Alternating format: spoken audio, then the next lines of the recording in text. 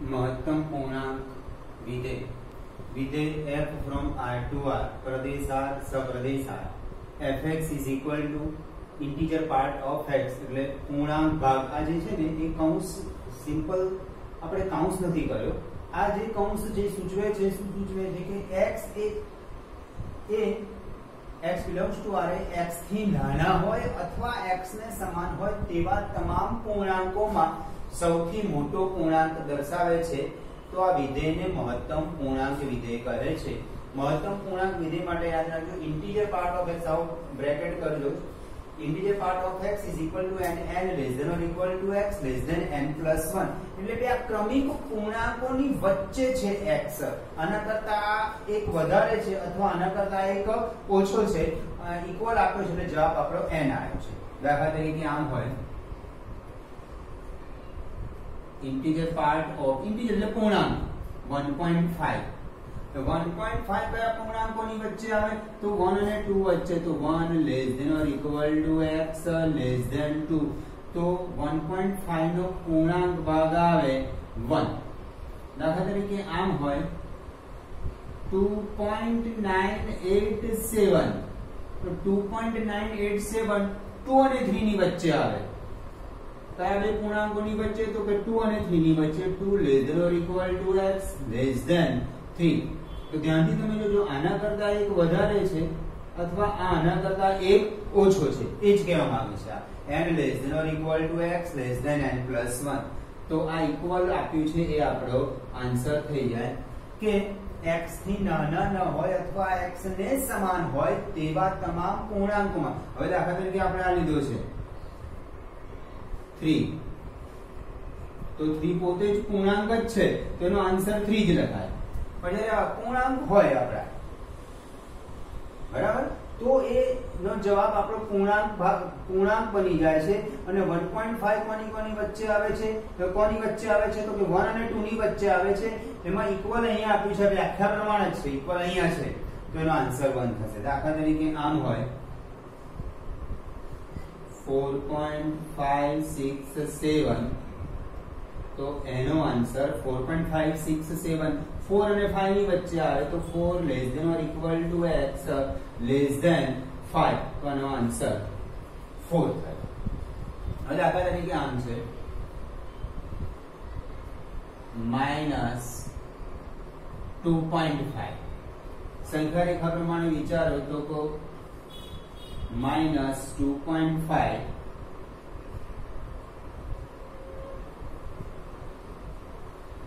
-2.5 કયા બે પૂર્ણાંકોની વચ્ચે આવે તો -3 અને -2 વચ્ચે આવે તો -3 less than or equal to x less than -2 તો આનો આન્સર આવે -3 -2 ના આવે આપણે નાની સંખ્યા જવાબમાં લખીએ છીએ આ યાદ રાખજો ખાસ તમે integer part of x n less than or equal to x less than n plus એનો આન્સર n આવશે કે નાની સંખ્યા જે આવશે અને n belongs to z આવશે અહીંયા આગળ દાખલા તરીકે આમ હોય -3.7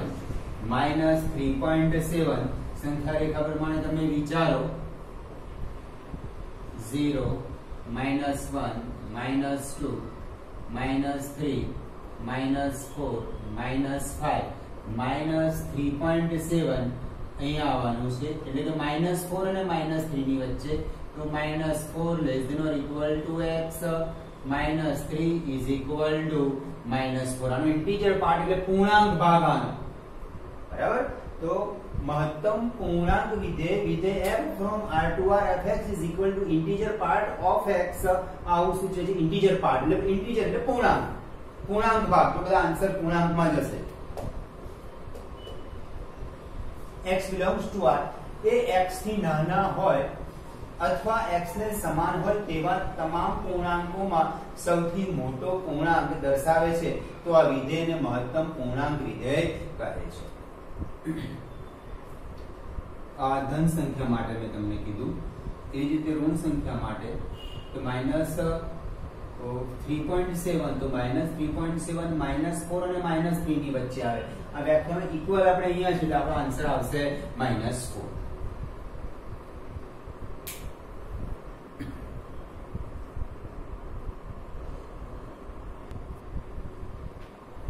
હવે આપણે મહત્તમ પૂર્ણાંક વિધેયનો આલેખ સમજી લઈએ.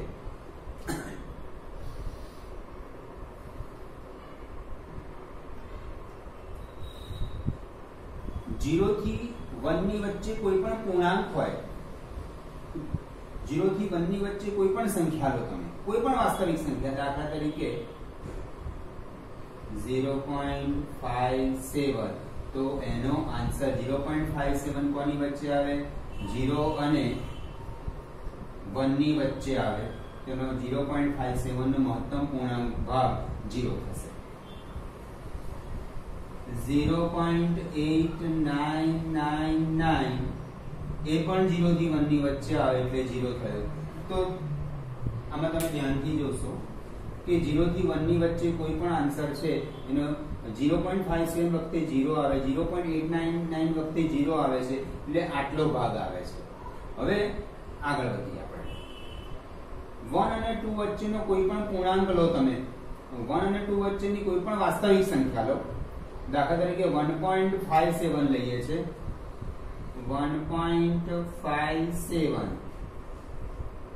તો એ 1.57 1 અને 2 ની વચ્ચે આવે, ઇક્વલ 1 આગળ છે એટલે આનો આન્સર 1 થયો. એટલે 1 અને 2 ની વચ્ચે કોઈ પણ વાસ્તવિક સંખ્યા લેવામાં આવે, 1.89 લેવામાં આવે, તો પણ આન્સર અને મહત્તમ પૂર્ણાંક ભાગ 1 થવાનો છે. તો ધ્યાનથી જોશો તમે કે 1 હોય તો એક તે 1 આન્સર, 1.57 લઈએ તો પણ આન્સર 1 આવે છે, 1.89 લઈએ તો પણ આન્સર 1 આવે છે. એટલે આ જે છે આપણે આલેખ દોરવા માટે એક્ષામ અને વાયામની જરૂર પડે, બરાબર. આ 1.57 છે આપણો એક્ષાંશ બન્યો અને આન્સર જે 1 છે એ વાય આ ક્રમયુક્ત જોડ, આપણે જે ક્રમયુક્ત જોડ તમે જે એક રોશનીમાં જે ક્રમયુક્ત જોડ લો છે, એ ક્રમયુક્ત જોડમાં પહેલો ઘટક એક્ષાંશ સૂચવે છે, બીજો ઘટક વાયાંશ સૂચવે છે. તો 1.57 અહીંયા હોય, 1.57 અહીંયા, તો એ વખતે આન્સર શું આવે છે? તો 1.57 એ 1, 1.2 વખતે પણ 1, 1.35 વખતે પણ 1 આન્સર, 1.57 એ 1 આન્સર, 1.89 વખતે પણ 1 આન્સર. બધા બિંદુઓ અહીંયા જોડી દેવામાં આવે તો આ પ્રમાણે આલેખ બને. એવી જ રીતે 2 અને 3 વચ્ચે કોઈ પણ વાસ્તવિક સંખ્યા લેવામાં આવે, 2 અને 3 ની વચ્ચે, તેનો આન્સર 2.1 તો 2, 2.22 તો પણ 2, 2.99 તો પણ 2 બનવાનું, 2.999 3 તો લેવાના નથી, ત્યાં આગળ ઇક્વલ નથી આપેલું એટલે 2 લેવાશે, 3 નહીં લેવા. 2.999 અને તો જો અહીંયા આગળ આવી રીતના છિદ્ર વાળું બતાવ્યું હશે, પોલાણ વાળું બતાવ્યું છે, એ સંખ્યા નથી આવતી, 3 નથી આવતા, બરાબર. હવે 3 પછી આપણે 3.1 લઈએ, 3.1 લઈએ તો આન્સર 3 થઈ જશે, એટલે અહીંયા આવશે. 3.2 લો તો આન્સર 3 થઈ જશે. એવી જ રીતે આ બધા આલેખ દર્શાવેલા છે. આ એક સ્ટેપ, એક જાતના સ્ટેપ બને છે એવો આલેખ છે અને આ ભાગ એ સૂચવે છે કે આ બિંદુ આવતું નથી, એટલે અહીંયા પોલાણ બતાવ્યું છે. બોલો.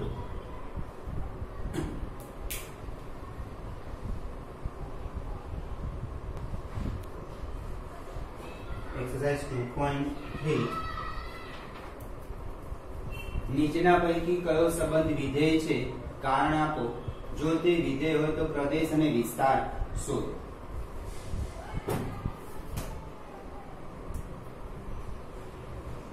આ ક્રમયુક્ત જોડનો પ્રથમ ઘટક ગણ એ દર્શાવે.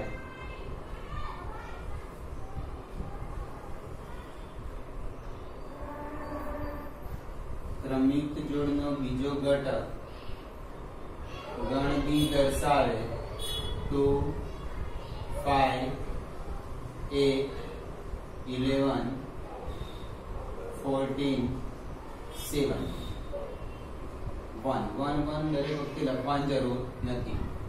2 વખતે પ્રતિબિંબ 1 મળે છે, 5 વખતે પ્રતિબિંબ 1 મળે છે, 8 વખતે પ્રતિબિંબ 1 મળે છે, 11 વખતે પણ પ્રતિબિંબ 1 મળે છે, 14 વખતે પ્રતિબિંબ 1 મળે છે, 17 વખતે પણ પ્રતિબિંબ 1 મળે છે. અહીંયા એવું થયું કે ગણ A નો પ્રત્યેક ઘટક ગણ B ના અનન્ય ઘટક સાથે સંકળાયેલ છે.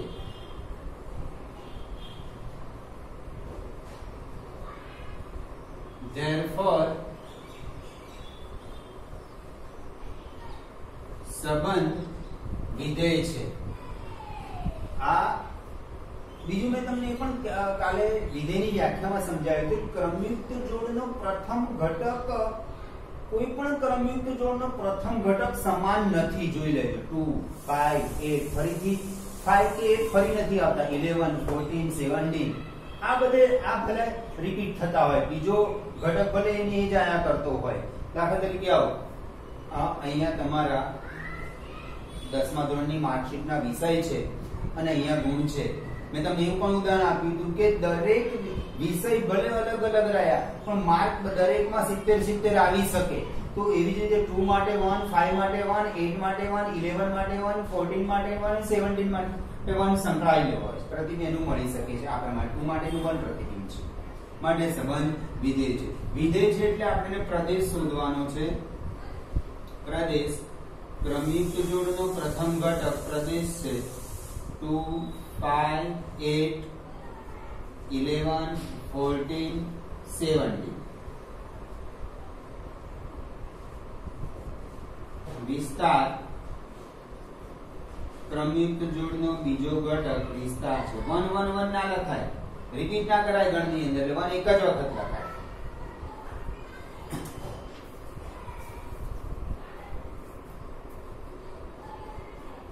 બીજો એક્ઝામ્પલ 2 1 4 2 6 3 8 4 10 5 12 6 14 7.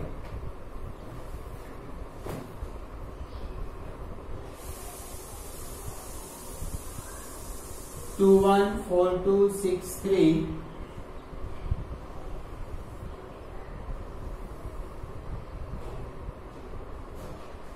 2 4 6 8 10 12 14.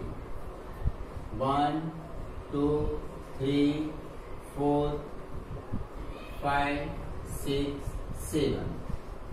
આ ગણ એ છે. આ ગણ 2 1 સાથે સંકળાયેલ છે, 4 2 સાથે સંકળાયેલ છે, 6 3 સાથે સંકળાયેલ છે, 8 4 સાથે સંકળાયેલ છે, 10 5 સાથે સંકળાયેલ છે, 12 6 સાથે સંકળાયેલ છે, 10 14 7 સાથે. ગણ A નો પ્રત્યેક ઘટક ગણ B ના અનન્ય એક અને માત્ર એક જ ઘટક સાથે સંકળાયેલો છે. ગણ A નો પ્રત્યેક ઘટક ગણ B ના અનન્ય ઘટક સાથે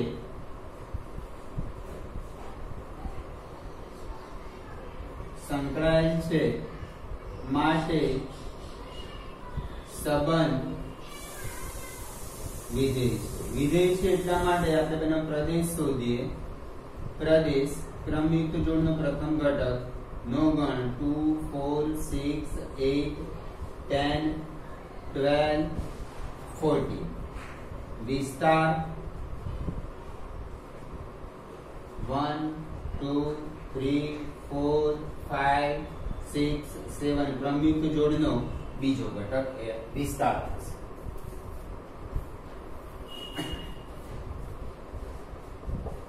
ત્રીજો એક્ઝામ્પલ 1 3 1 5 2 5.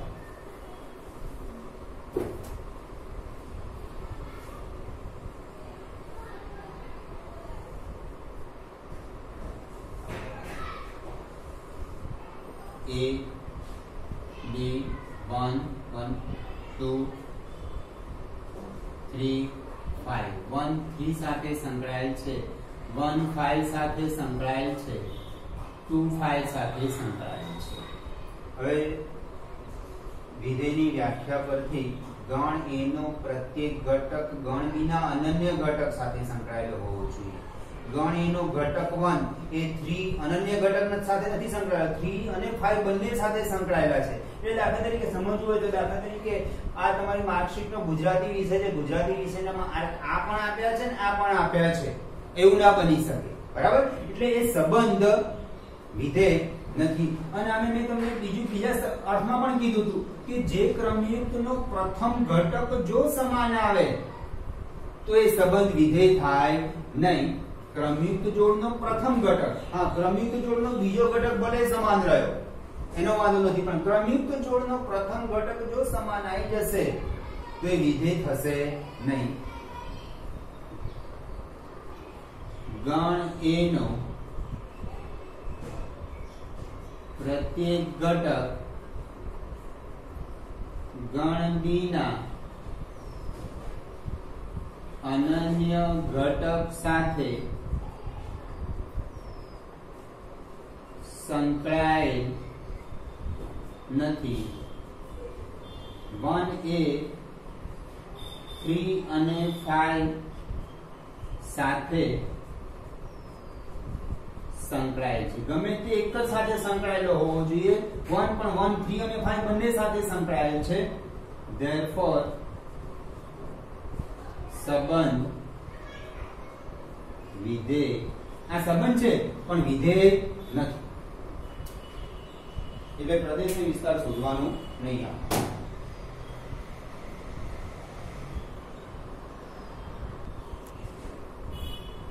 એક્ઝામ્પલ નંબર 2, નીચેના વાસ્તવિક વિધેયના પ્રદેશ અને વિસ્તાર શોધો.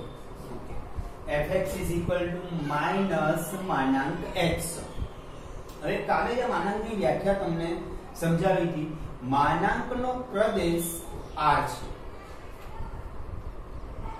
એટલે એ ભલે માઈનસ આગળ રહ્યું પણ પ્રદેશ તો એનો r જ રહેવાનો છે. f નો પ્રદેશ r છે. હવે વિસ્તાર શોધવા માટે, હવે આપણે ધ્યાન આપો, વિસ્તાર શોધવા માટે માનાંકનો જે વિસ્તાર આપણે કાલે પણ મેં તમને વ્યાખ્યામાં લખાયું છે કે માનાંકનો વિસ્તાર આ રીતે બતાવ્યો કાલે. fx માનાંકની વ્યાખ્યામાં મેં તમને લખાયું છે કે એનો પ્રદેશ r થાય છે અને વિસ્તાર ક્લોઝ 0 to infinity થાય છે. એ ખરેખર આ ક્લોઝ 0 to infinity વિસ્તાર આવ્યો કઈ રીતે તો એ જોઈએ કે આપણે અહીંયા x ને અલગ અલગ મૂલ્ય મૂકીએ તો આપણને પ્રતિબિંબ મળશે. દાખલા તરીકે અલગ અલગ મૂલ્ય મૂક્યું તો એ મૂલ્ય લેવા કયા આપણે? માઈનસ લેવાય, પ્લસ લેવાય, સમય સંખ્યા લેવાય, અસમય સંખ્યા લેવાય, કેવી સંખ્યા લેવી તો એ એના પ્રદેશ પરથી નક્કી થાય. એનો પ્રદેશ r છે એટલે તમે x ની કોઈ પણ વાસ્તવિક સંખ્યા લઈ શકશો. દાખલા તરીકે તમે f of -3 માનાંકમાં -3 માનાંકની અંદર આ -3 તો એનો જવાબ પ્લસ થઈ જાય. f of -√2 પણ લઈ શકો કારણ કે પ્રદેશ r છે.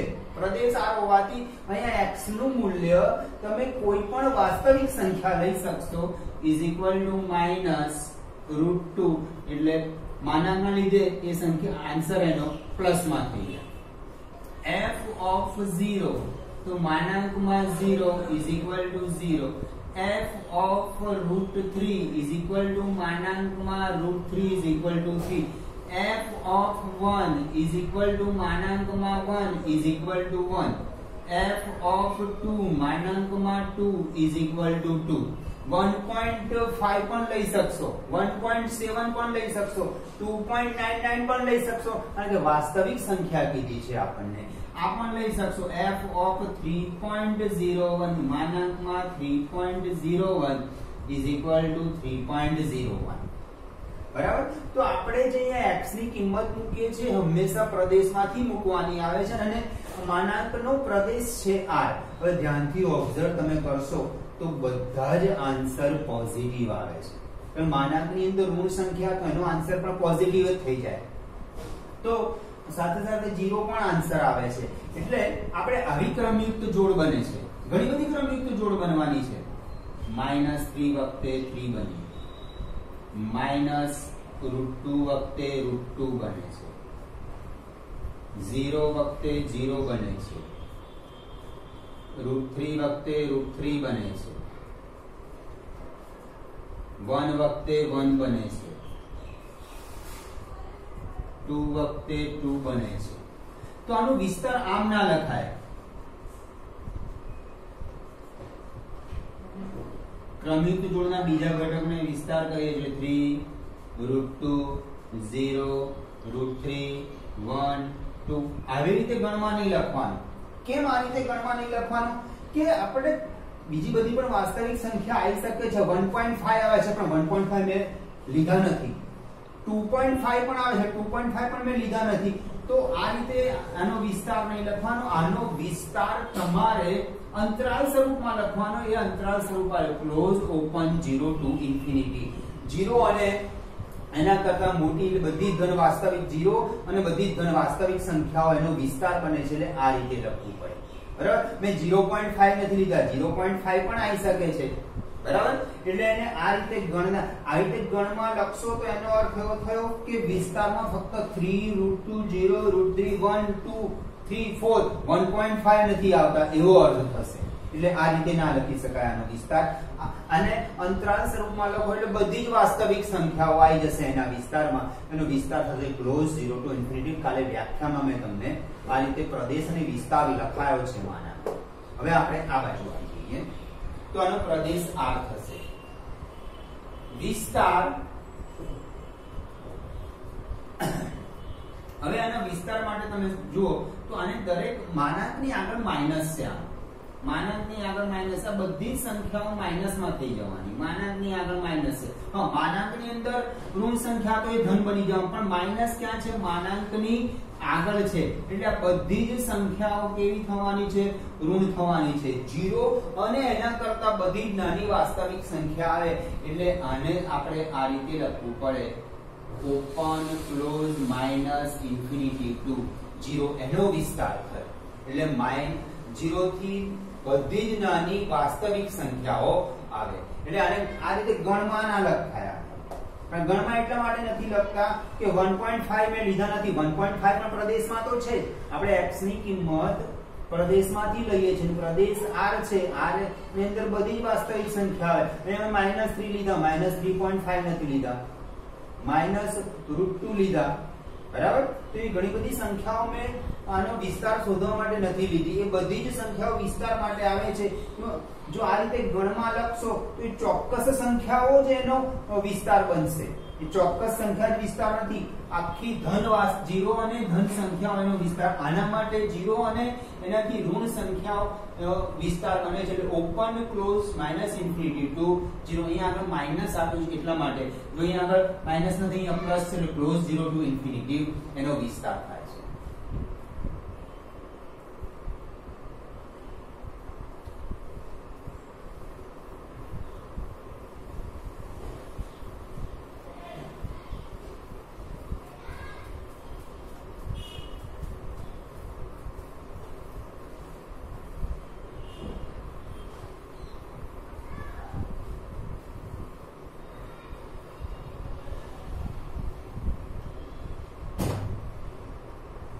બીજો example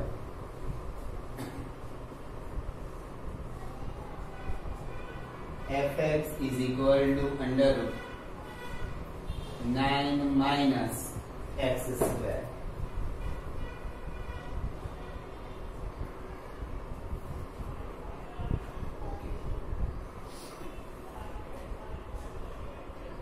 Under root 9 minus x square.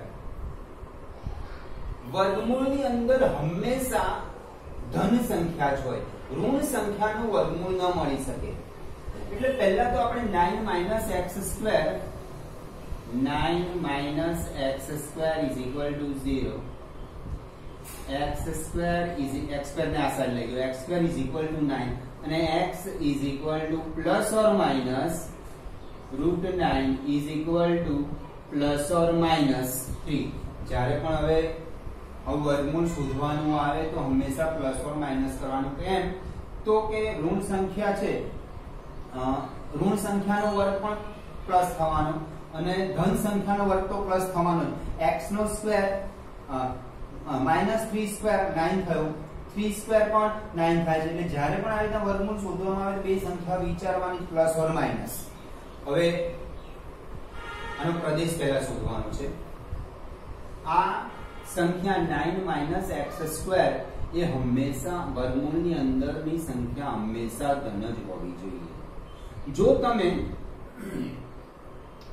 3 કરતા મોટી સંખ્યા, દાખલા તરીકે હું 4 લઉં છું, 9 - 4² 9 √9 - 16 is equal to √7.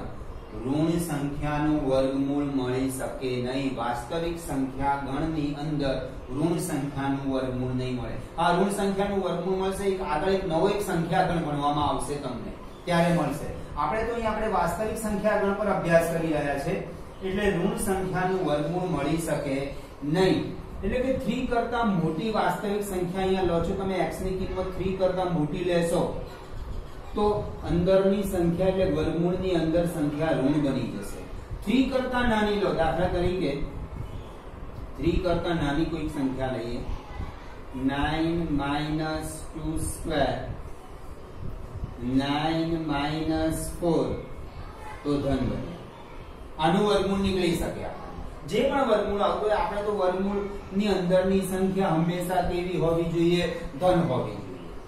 ઓકે, તો આનો પ્રદેશ શોધવો છે. તો પ્રદેશ ક્લોઝ ઇન્ટરવલ -3 to 3 -3 અને 3 વચ્ચેની કોઈ પણ વાસ્તવિક સંખ્યા માટે 9 - x² વર્ગમૂળની અંદરનો ભાગ એટલે કે 9 - x² પોઝિટિવ બનશે.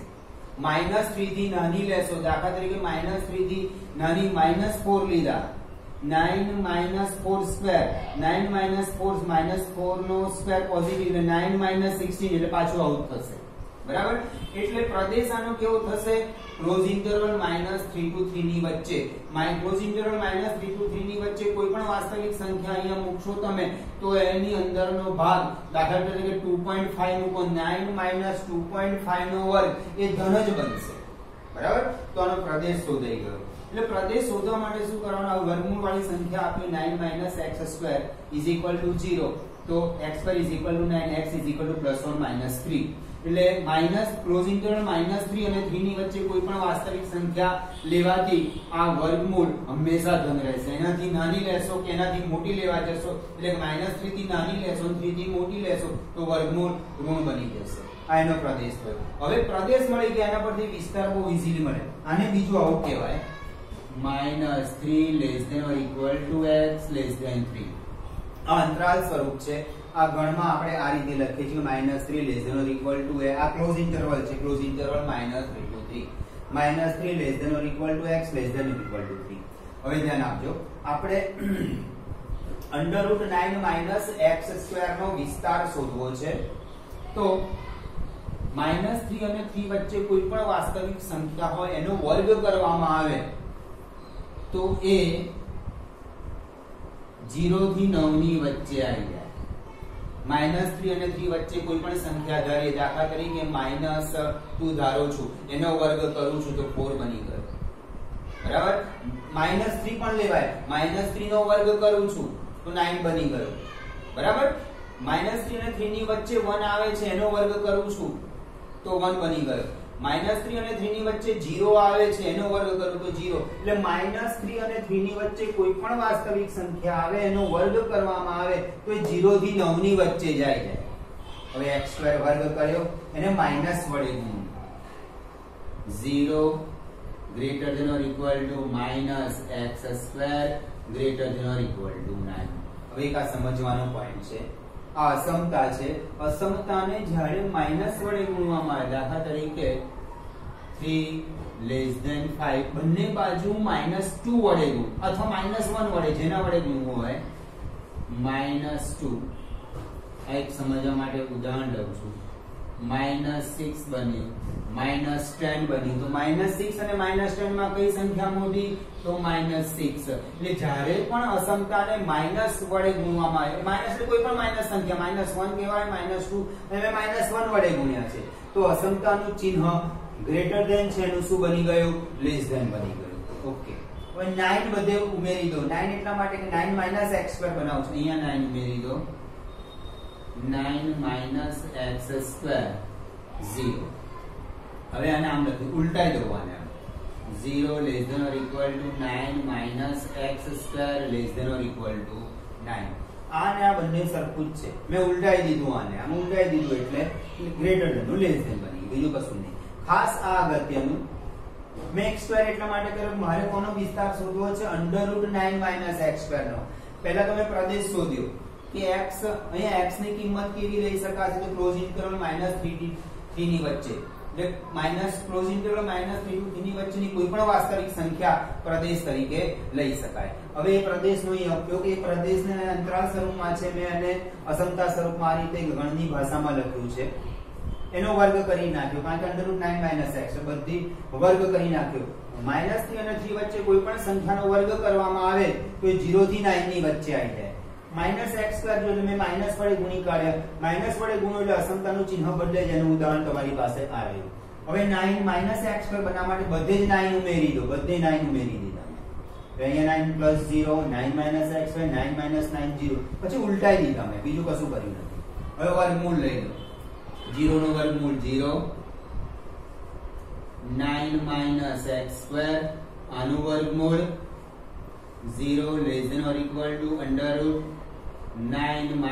- x2 less than or equal to 3. તો આનો વિસ્તાર થયો ક્લોઝ ઇન્ટરવલ 0 to 3.